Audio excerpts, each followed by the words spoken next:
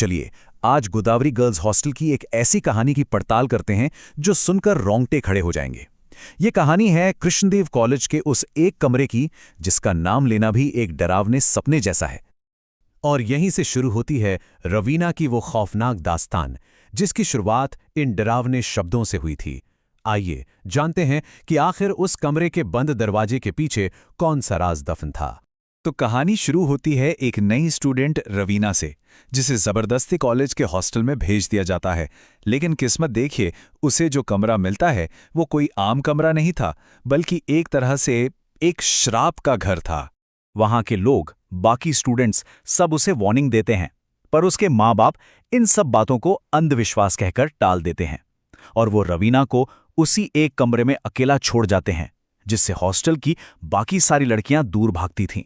उसी रात कुछ सीनियर्स रैगिंग करने की कोशिश करते हैं, दरवाज़ा पीटते हैं, लेकिन उनके जाने के बाद रवीना का अकेलापन एक भयानक एहसास में बदल जाता है। वो उस डरावने कमरे में अब बिल्कुल अकेली थी, जहां सन्नाटा भी चीखता हुआ महसूस हो रहा था। और फिर जैसे जैसे रात गहरी होती है, वो कमरा अपना असली डरावना रंग दिखाना शुरू कर देता है। रवीना का सबसे बुरा सपना सच होने ही वाला था, एक ऐसा सपना जिससे जागना नामुमकिन था। अचानक रवीना को अंधेरे में किसी और के रोने की आवाज आती है। वो हिम्मत करके पूछती है, कौन है? और वो आवाज एकदम से बंद हो जाती है। अब कमरे में एक ऐसी खामोशी थी जो किसी चीख से भी ज्यादा डरावनी थी। अब बात सिर्फ आवाजों तक नहीं रहती। एक काली सी परछाई बिस्तर के नीचे से निकलकर दीवारों पर दौड़ने लगती है, और इससे पहले कि रवीना कुछ समझ पाती या भाग पाती, दरवाजा जोर से बंद होता है और खुद ब खुद लॉक हो जाता है। बुरी तरह डरी हुई रवीना अपने पापा को फोन करती है, लेकिन वो उसकी बातों को सिर्फ एक ड्रामा समझकर उसे डांट देते हैं। पूरे हॉस्टल में सिर्फ एक ही इंसान था जो उसकी बात पर यकीन कर रहा था, और वो थी उसकी दोस्त संजना।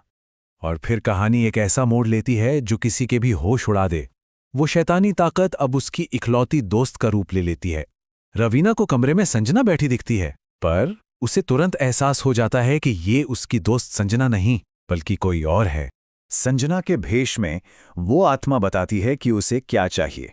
उसका मकसद था बदला, उन सीनियर टीचरों से बदला लेना जो कभी इसी कॉलेज के स्टूडेंट हुआ करते थे। तो अब उस आत्मा का दर्दनाक अतीत सामने आता है, और बदले की ये आग अब और भी खूनी होने वाली थी। रवीना एक ऐसे जाल में फंस चुकी थी जहां से निकलना लगभग नामुमकिन था। रवीना के सामने एक सीधी और खौफनाक शर्त रखी जाती है, या तो वो बदला लेने में उस आत्मा की मदद करे, या फिर एक ऐसी सजा के लिए तैयार हो जाए जो मौत से भी कहीं ज्यादा भयानक होगी। एक बहुत ही क्रूर हरकत में वो आत्मा रवीना की इकलौती दोस्त संजना को मार देती है, ये साबित करने के लिए कि वो अपना बदला लेने के लिए किसी भी हद तक जा सकती है। वो सबके सामने संजना की गर्दन एक झटके में तोड़ देती है।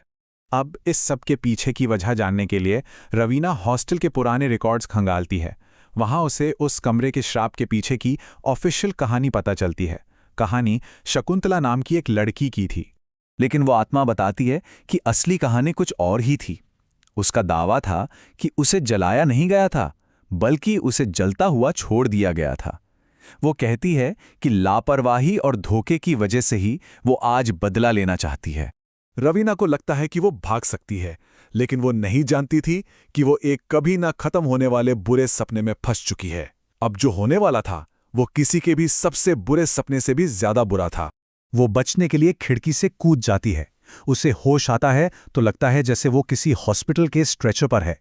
सामने एक ऑपरेशन रूम के दरवाजे पर 13 नंबर लिखा है, और फिर जब आंखें खुलती हैं तो वो वापस उसी कमरा नंबर 13 में होती है। और सबसे डरावनी बात, जब वो अपना फोन देखती है तो पता चलता है कि उसे फंसे और बेहोश हुए पूरा 1 हफ्ता बीत चुका था। कमरे में संजना की लाश अब सड़ने लगी थी। आखिरकार कुछ स्टूडेंट्स और एक गार्ड दरवाजा तोड़कर अंदर आते हैं, लेकिन वो मदद करने नहीं बल्कि खुद शिकार बनने आए थे। वो आत्मा एक एक करके तीनों को बड़ी बेरहमी से मार डालती है। सबको मारने के बाद वो आत्मा रवीना की तरफ मुड़ती है, लेकिन उसे मारने के लिए नहीं, नहीं, उसके लिए तो कुछ और ही, उससे भी बदतर सजा सोची गई थी। उसे श्राप मिलता है कि अब से वो कमरा नंबर 13 की नई पागल लड़की बनेगी और इस डरावनी कहानी को हमेशा हमेशा के लिए जिंदा रखेगी। और इस तरह ये सिलसिला चलता रहता है। ये कहानी हमें सोचने पर मजबूर कर देती है कि आखिर ये डरावनी कहानियां बनती कैसे हैं और पीढ़ी दर पीढ़ी जिंदा कैसे रहती हैं। और क्या रवीना कभी इस श्राप से आजाद हो पाएगी?